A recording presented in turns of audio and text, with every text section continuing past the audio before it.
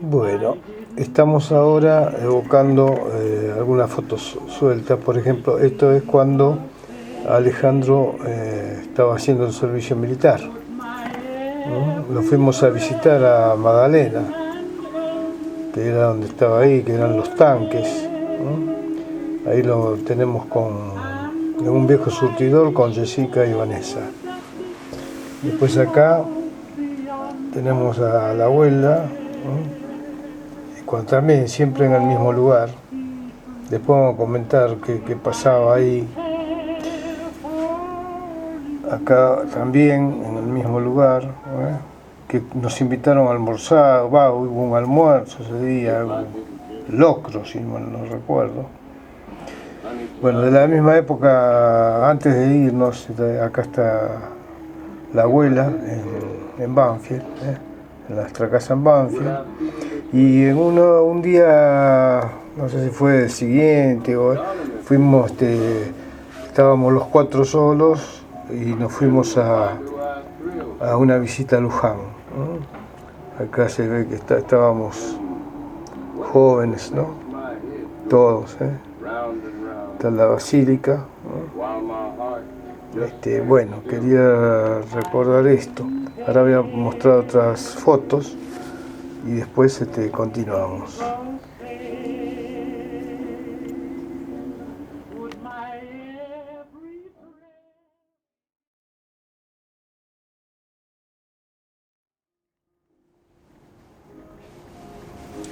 En otra secuencia de fotos que encontré, tenemos acá,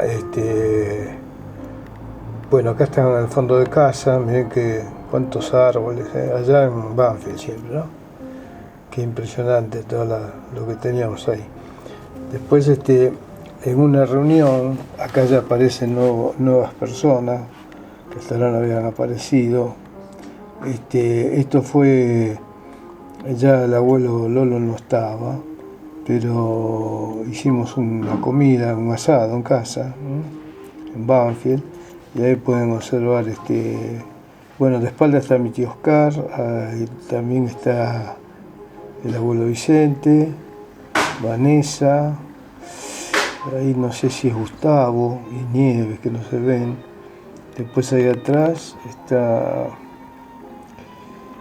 la tía Doris, la tía Amanda, Alejandro, la tía Gladys. Después ahí aparece Carlos con su mamá, Jessica y la abuela Claudia, ¿eh? Esto fue un asado que hicimos en casa, ahí en Banfield. Y después tenemos unas 3 fotos. Bueno, esta ya es no sé, habíamos ido a algún lado de viaje, porque está el bolso del mate ahí, en el auto. Ahí está la abuela Mari. Acá estamos también ya en el garage.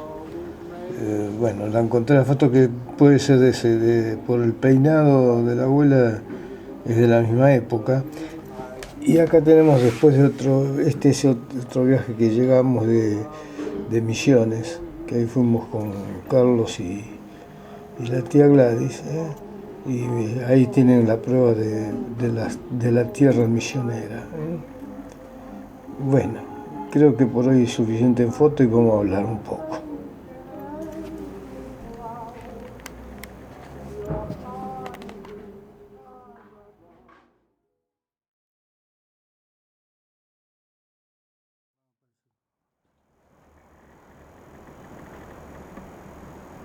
Bueno, hola, buenas tardes.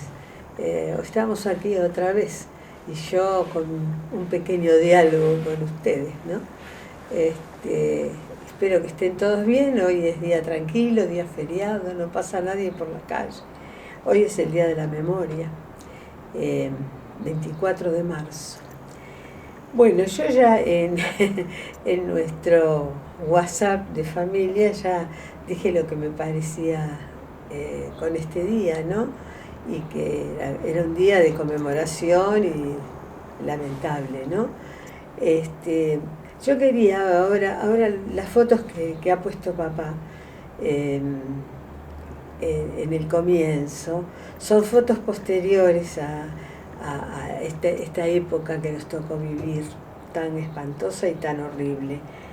Y con respecto a esto, yo decía que cuando éramos jóvenes, nosotros también vivíamos como en una burbuja de que no nos parecía nada mal lo que pasaba. Tuvimos una infancia y una juventud bastante agradable. Y claro, para nosotros era todo bien, estaba todo bien. O casi bien, no percibíamos todas las cosas que pasaban y todo el deterioro que se venía, ¿no? En el país, porque al fin y al cabo nunca estuvimos tranquilos. Bueno, nos tocó vivir 2 décadas muy feas, pero esa ya estábamos casados. Y entonces, pero Dios me ayudó, nos ayudó en esas 2 décadas tan horribles, que es verdad, los militares eran bravísimos, ¿no? Pero tuvimos el espanto de esas revoluciones, que siempre había cosas sangrientas, que yo ya lo comenté cuando en el 55 le echaron a Perón. Hubo mucha sangre, mucho problema también, pero éramos jovencitos y era todo color de rosa la vida. Bueno, en la época del 70 y del 80 nos tocó vivir cosas muy terribles, como por ejemplo fue cuando el golpe militar del 76, ¿no? 76. Bueno, que derrocaron a la presidente María Estela Martínez. Bueno, eso fue una cosa fea, porque porque nosotros vivimos después con la cuestión de la guerrilla y todo eso. Fueron tiempos muy difíciles, que yo particularmente la vivía con mis hijos chicos, y le doy gracias a Dios por eso, porque no puedo decir que tenía algún chico que se pudiera enrolar en ninguna guerrilla, ¿no? Y bueno, entonces también me fue leve eso, estar como resguardada estuve, ¿no? A pesar de que trabajaba, ¿no? Pero bueno, tenía que salir a trabajar también. Pero bueno, viví una época de jóvenes chicos, no eran ya jóvenes de 18, 20 años, ¿no? Y bueno, esa la pasé y doy gracias a Dios, quiero dar gracias a Dios por esto. Porque tuve la gracia de que no les pasara nada a ninguno de mis hijos. Pero bueno, pasaron cosas muy terribles a mucha gente. Bueno, después de esa época también tenemos que recordar lo que recordó Alejandro, que los jóvenes de 18 años tuvieron que marchar a una guerra. Bueno, yo tenía un joven, que yo también creo que lo comenté, Alejandro tenía 16 años cuando fue la guerra de las Malvinas. También la gente vivaba primero los militares, porque se iba a las Malvinas, como siempre, los relatos, los eslogans. En este país ya tanto los militares como otras personas siempre viven de eslogans, ¿no? Vivieron de eslogans. Pero los chicos tuvieron que marchar. También ahí se robaron todo, estaba pensando, porque hemos mandado cosas a las Malvinas para los muchachos y qué sé yo, y nunca llegaron, me parece, muchas cosas no llegaron nunca, chocolates, cosas que se compraban para enviárselas. Bueno, con todo eso, yo pensaba, yo me amargué muchísimo en el año 82, cuando fue la guerra. Yo vivía muy amargada, no dormía casi, yo creo que mi insomnio se me presentó en ese momento, pensando en cuánto iba a durar esta guerra, ¿no? Pensando en mi hijo, realmente era así. Y yo decía, ¿qué hago? ¿qué hacemos? ¿Vamos a permitir que nos maten al hijo? Porque la verdad que mataban, se morían los chicos en la guerra, porque ellos estaban al frente de todo verdaderamente con 18 años. Bueno, tenemos que decir que la guerra fue detenida porque también, y bueno, pasó todo, bueno, se rindieron demás, ¿no? Pero también, antes que eso, creo que tuvimos casi la guerra con Chile. Fue antes. Y también, bueno, perdimos un espacio del territorio con Chile porque se llegó a un acuerdo y vino, el Vaticano mandó a un obispo, un cardenal, el cardenal Zamoré, que ahora el paso que tenemos acá en Neuquén, que se llama, en el sur, en la Villa Langostura, por ahí se va, ¿no? Al paso Zamoré, de los Siete Lagos, por la ruta de los Siete Lagos está Creo que sí. el paso de Cardenal Zamoré.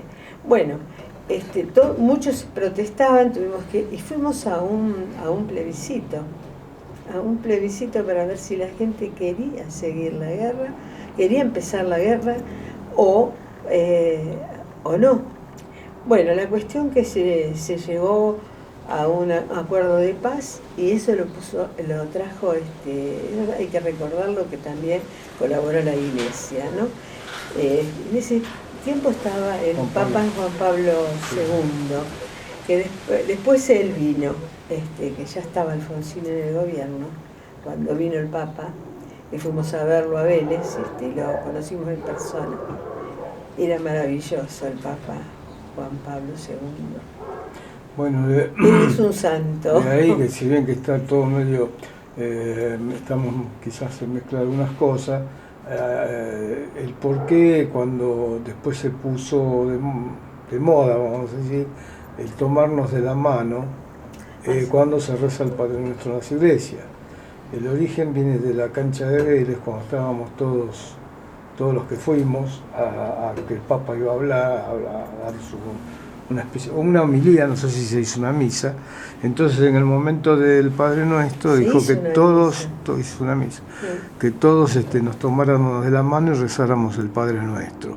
Bueno, de ahí quedó, que aún hoy se practica en muchas iglesias. Bueno, ahora con la pandemia no te puedes ni tocar el dedo, pero en muchas iglesias acá de Argentina, cosa que no encontramos en el exterior, es que la gente quedó la costumbre esa de tomarse de las manos en el Padre Nuestro.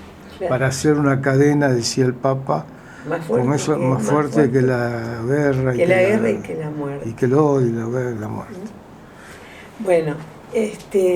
Bueno, eso fue memorable para nosotros. Y bueno, la guerra se paró. Los argentinos somos gente, en el fondo somos gente de paz. Quizás estemos así porque somos gente de paz. Pero fue muy terrible también. Y bueno, nosotros vivíamos en Banfield y venían de Constitución los trenes, que los hemos visto, y también lo decían, que venían los trenes cargados de cajones, porque estaba preparándose la guerra. Con Chile. Eso también me dejó muchas secuelas feas a mí. Cuando vinimos acá a Neuquén, todavía estaban preparados cerca del aeropuerto. Están todavía, creo. ¿Están? No sé si creo están. Que está, si observan el aeropuerto, o estaban, no sé. Había como cuevas de cemento en el aeropuerto, donde ahí estaban los aviones argentinos, prontos para salir. Los aviones de combate, ¿no? Sí, o sea que era fuerte. Y nosotros, en ese momento, no sé si en ese momento teníamos tanta fuerza aérea y todo como para la lucha, ¿no? Sí, con Chile sí, había, pero era complicado. Bueno, Pero Chile siempre estuvo bien armadito, porque a Chile había que temerle también. Y bueno, se quedaron. Estaba Pinochet. Sí, estaba Pinochet y se quedaron la parte donde la lucha era por el Beagle, por el paso del Beagle, ¿no? Del Beagle, ¿no? Bueno, todos esos tiempos feos, horribles, de guerra, donde uno piensa que van a ir a morir jóvenes y demás, queda muy, muy grabado en el corazón. Y eso nos tocó vivir a nosotros. Ahora, después de eso, seguimos otra vez que los militares, que las Malvinas, que esto y que lo otro. Hacía falta una guerra para que se fueran los militares, porque ellos usaban esa guerra para poder perpetuarse en el poder. Y entonces sí, también yo no les tengo mucha simpatía a los militares, aunque los de ahora parece que son más tranquilos porque no tienen otra generación. Es otra generación, ya no hay que pensar en los militares, esos de antes. Pero tenemos que acordarnos de una cosa, cómo comenzó el país a estas cosas, a tener estas cosas, ¿no? Acá estuvo el general Perón, y era un gobierno que todavía está marcando el destino de este país, y era un militar. Y entonces por eso yo nunca quise a los militares. La verdad es esa. Lo digo hoy porque hoy, como estuvimos charlando en nuestras páginas de la familia, bueno, estuvimos hablando de estas cosas y también medito en eso, porque era un tirano Perón, y era un militar. Y era un militar y bravo. Yo les diría a los chicos nuestros, y a los que nos pueden entrar en nuestra página acá, que estamos hablando, que busquen en internet. La historia es muy linda para ver. Y busquen en internet y busquen los discursos de Perón. Busquen los discursos de Perón. Hoy sería un espanto escuchar a un presidente diciendo las cosas que decía. Así que búsquenlos y me van a decir, cada cual piensa como quiere, pero esa época fue brava. Y nosotros la vivimos, por eso tenemos heridas en el cuerpo de esas cosas. Así que, bueno, eso es lo que quería yo decirles hoy.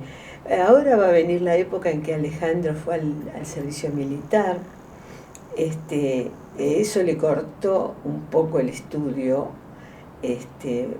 porque él empezaba para una carrera y pensábamos que iba a poder hacer las dos cosas, que nos habían prometido eso, pero pensábamos en eso, pero él estaba en Magdalena, En los tanques. Y bueno, era difícil venir a estudiar o estudiar en el servicio militar, así que bueno, pasó. Bueno, que nosotros, perdóname, hablamos con el oficial que tenía él, que era un muchacho joven, sí, y que nos dijo que sí nos aseguraba de que iba a poder seguir estudiando, bla, bla, bla, bla. Bla, bla. Y bla, bla, bla, bla. Y bueno, relato. El servicio militar los embromaba a los jóvenes para seguir estudiando. Esa es una cosa que después pasó, que se terminó el servicio militar y fue un logro de un pobre muchacho que murió por malos tratos acá en Neuquén. Y a raíz de eso, de Carrasco, y también por eso los militares ahí también estaban. Claro, pero en alguna forma también para muchos jóvenes del interior principalmente, que no tenían salida laboral ni conocían y se alimentaban mal, dentro de todo lo malo que era, digamos, viendo el lado medio vaso lleno, también era una salida, porque muchos que hacían el servicio militar, principalmente de interior, se instruían, se capacitaban, o sea que comían todos los días, ¿no? Lo que pasa que, bueno, siempre hubo los excesos. Muchos excesos. Claro, pero muchos excesos. Hubo casos que maltrataban a los muchachos. Claro. Pero no todo era igual. No todo era igual, pero eran jovencitos. Antes lo hacían a los 20 años, 21. En la Marina eran 2 años. como le tocó a Gustavo. Sí, bueno, pero era a los 20 años. Y entonces era distinto. Ya 2 años en ese tramo de la vida es distinto. Un chico de 18 y un chico de 20. Bueno, la cuestión que pasamos por todas esas cosas. Y bueno, esas fueron las épocas más feas, porque después, qué sé yo, después se vinieron grandes. Y ahí papá va a mostrar unas fotos cuando estuvo en el servicio militar Ale, y va a mostrar cuando nosotros empezamos a soltar un poco la cuerda de amarrarnos a los hijos, y que veníamos de un viaje, de otro viaje, nosotros nos íbamos, ellos se quedaban muchas veces, y muchas veces venían con nosotros. Bueno, les quiero dar un beso grande, les deseo lo mejor y listo.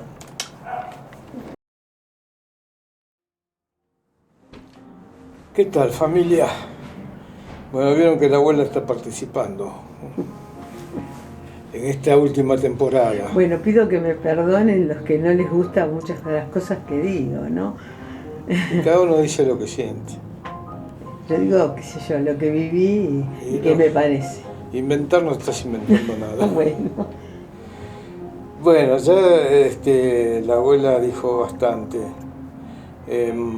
Yo quiero anexar algunas cosas.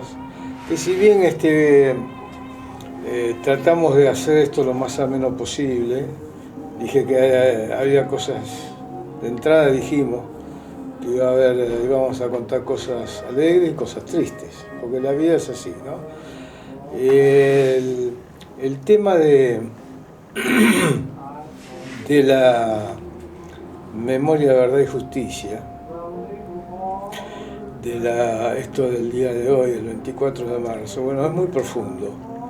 Además de lo que dijo la abuela, yo quería comentar, que lo puse en la página de familia, que no todos estuvieron a favor de ese golpe militar. Yo lo viví, el 24 de marzo, ya lo conté en otro video. El 24 de marzo fui a trabajar. Fue cuando me dijeron al trabajo, no, volvete porque ya se veía venir el despelote. Y no todos los políticos apoyaban al golpe. Sí, muchos ciudadanos, ojo, porque el momento era complicado. Estaba la lucha entre los guerrilleros, esto que, mi opinión, el otro día me enteré que todavía está en el monumento ese de la memoria, no sé qué, hay un montón de ellos, con placas recordativas, y mataron un montón de gente. Pero no era una guerra así abierta, mataban muchos inocentes, ponían una bomba y si caían 50 civiles que no tenían nada que ver y no les importaba, porque eran fanáticos. Voy a tener que bajar un poco la música, me parece.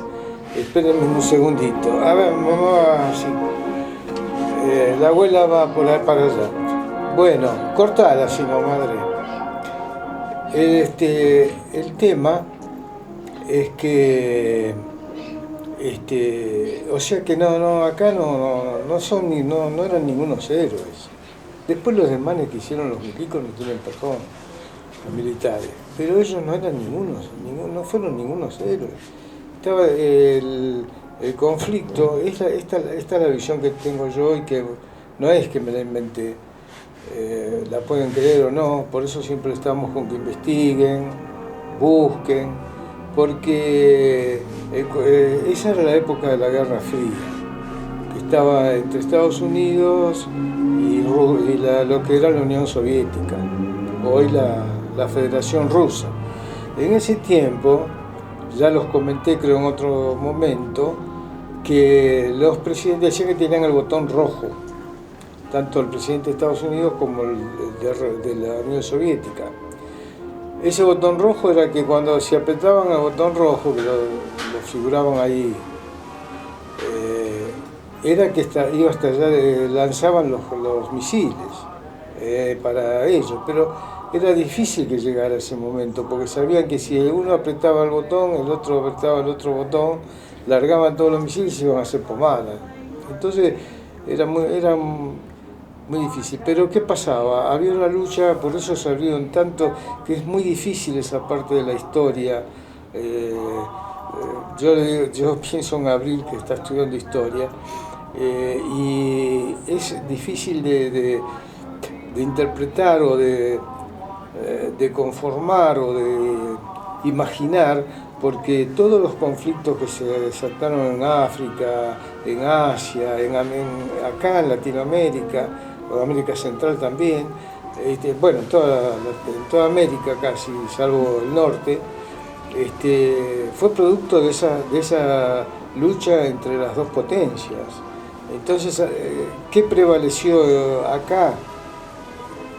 Ustedes después si pueden ver la guerra de Vietnam, de Corea del Norte, etcétera, etcétera. Pero acá era la guerrilla que venía alentada y financiada por la Unión Soviética, cuya base era Cuba. ¿No? O sea que no hay que hacerse mucho los idealistas. Fue así.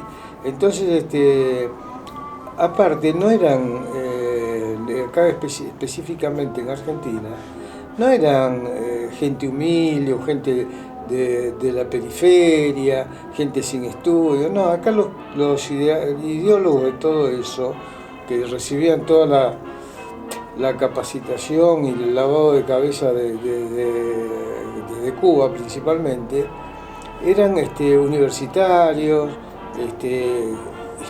gente que estudiaba secundario o ya iban a la facultad, o sea que, y decidieron empuñar las armas y cambiar el régimen, que también eran apoyados desde España, donde estaba exiliado, por el general Perón, porque él también los incentivaba, porque como estaba el peronismo estaba proscripto, entonces él quería, eso antes de Isabelita, ¿no? Estamos hablando antes de que subiera Perón, antes del regreso de Perón. Lo bueno es que Perón se arrepintió, claro, y los echó de la Plaza de Mayo. Se arrepintió y los echó, porque empezaron a desobedecer, esa es la verdad.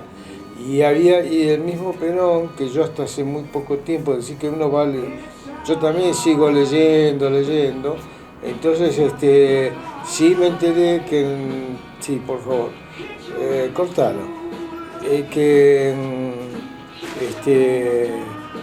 en ese tiempo yo tenía entendido que era López Rega el que había organizado la AAA, pero se desvirtuó eso porque el ideólogo fue Perón, que como los montoneros se le habían ido de las manos, el montonero, la Alianza no sé cuánto y todos los guerrilleros, todas esas organizaciones guerrilleras, se le estaban yendo de las manos, entonces tenía que cortarlo, y para eso cortó, y ahí ya empezó el Estado, que en ese momento era democrático, pero a combatir a eso porque les molestaba, entonces había que exterminarlo, ¿se entiende? Entonces era una lucha entre argentinos, que después la continuaron los militares, sí, pero como dije, como lo comenté, los que primero le dieron a los militares la orden de aniquilar a la subversión fue el gobierno constitucional, fue el de Isabel Perón. No se queden con lo que la abuela dice o lo que digo yo. Ustedes busquen y al final van a tener su verdad, que puede coincidir con la nuestra, no, pero hay que salir del relato. Bueno, pero dejemos un poco esto. Otra cosa que yo les quería comentar, que lo dejé entrever en algún video anterior, o sea que hoy no es un día de muchas buenas noticias, es lo de la 1050, la famosa comunicación del Banco Central. Era la B de larga, porque siempre los toman B larga, 1050. Son comunicados que saca el Banco Central, todavía ahora deben ir por el 8000, no sé. Son comunicaciones, más le dicen circulares, porque son papeles que circulan, pero de circular no es que son de forma redonda, es un papel cuadrado, una A4, y ahí está ahora vendrá todo por online. Bueno, en ese entonces sale antes de, ya en la época de Martínez de Oz y toda esa gentuza, sale la 1050. ¿La 1050 qué era? Eran préstamos hipotecarios donde no se fijaba la tasa de interés. Entonces, mucha gente tomaba esos préstamos para construir su vivienda. Siempre, hoy no sé, porque no sé, trato de comunicarme más con mis nietos, pero no sé bien algunas proyecciones que ellos tienen, pero en aquel entonces todos tenían la idea de hacerse su casita, las parejas iban a consolidar un matrimonio, la unión, ellos buscaban, era esa la organización o la estructura social que había en ese entonces. Y entonces buscaban préstamos para poder acceder a la vivienda, porque todos querían, o compraban un terrenito, los novios iban, cuando eran todavía novios, compraban un terrenito para después hacerse la casita, la familia, los chicos, bueno, era lo que primaba en ese entonces, ¿no es cierto? Entonces mucha gente se anotó en esa circular, a través de ese comunicado en préstamos hipotecarios, y sacaron un montón de préstamos. Ahora, ¿qué pasó? A ver cuánto me queda. No, todavía queda.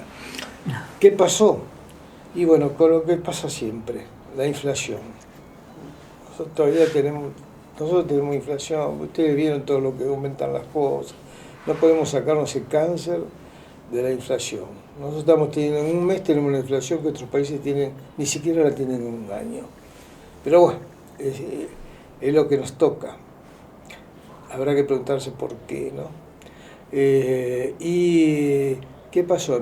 Claro, con la inflación, las tasas se ajustaban, el interés que se pagaba por esos préstamos se ajustaba a la inflación. Entonces, como se fue desbordando la inflación, porque primero era una tablita que estaba todo controlado, tipo de cambio, que ellos siempre estábamos jugando con el dólar, siempre lo mismo,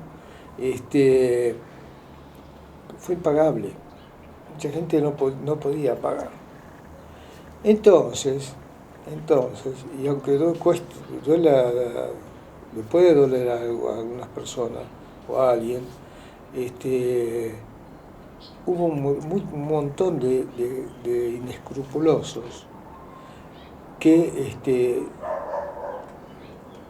explotando esa situación de que la gente no podía seguir pagando, actuaban expropiándole, los bancos expropiaban las propiedades y ellos compraban por baratija, por poca plata. Gente que había invertido un montón, y ya tenía hasta la casa hecha y estaba pagando la cuota que le fue imposible pagar. Bueno, y en eso, en el sur, precisamente por allá por la provincia de Santa Cruz, allá en el Confín, mucha gente se enriqueció con eso. O sea, no quiero decir cagándose, porque suena muy... pero sí, jodiendo a los demás, sabiendo... O sea que eso de que, ay, pobrecito, no, el egoísmo y sacaron... Y así se han hecho mucha fortuna. Ya mucha gente que hoy tiene grandes edificios, lo hicieron a costa de que un montón de argentinos, o sea, siempre unos argentinos jodieron a otros. Es así. Esa fue la famosa 1050. También pueden investigarlo, porque que a esta altura diría que son planes o ya está todo como preparado. Eso no es que ya fue alguien en sus cabecitas locas y ambiciosas y egoístas, y eso sí que son traidores al resto de la patria, idearon todos estos mecanismos para arruinar a un montón de gente y quedarse con un montón de guita. Esto es lo que quería decir, pero búsquenlo porque van a tener hay bastante información. Esa fue la famosa 1050, que todavía hoy se habla de eso. Por último, no quiero ya cansarlos, quizás me extralimito, me extralimito, abuela. Sí. Bueno, entonces, quedémonos con las fotos. Las fotos mostraron, ahí les muestra una visita que hicimos a Luján también, que estábamos los 4, porque Alejandro estaba sirviéndole a la patria. Tenemos anécdotas que quizás las cuente él, algunas, del servicio militar. Lo extrañábamos mucho, lógicamente, la abuela sufría mucho, porque venía una vez por semana, a veces más tiempo, porque bueno, y en unos fines de semana que dijimos, vamos hasta Luján a pedir, nos fuimos ahí con las chicas, que pueden ver en la foto, con las mamás de ustedes, y después ahí también ya faltaba el abuelo, que yo no sé si lo dije, quiero volverlo a repetir. El abuelo Lolo, mi papá, falleció en 1984. Y yo había dicho en el 83, me equivoqué. Claro, en el 83. En el 83, que ya con los cumpleaños hablé. El 83 fue después en el 82, en el 82, después de Malvinas, cumplió años Vanessa. Después en el 83, el 10 de diciembre, sube Alfonsín. Y gracias a la película La República Perdida, que los chicos la tendrían que ver, porque siempre se pierde la República. Siempre hay que tratar de no perder la República.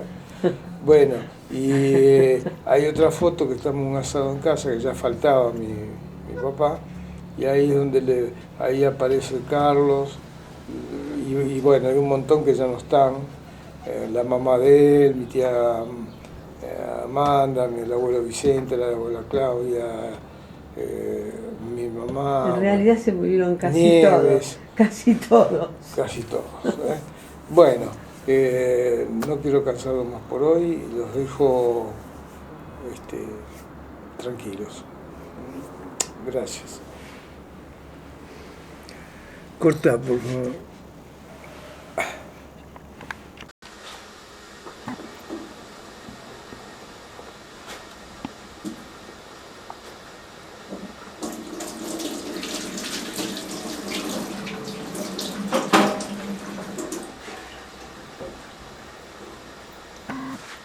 Mm.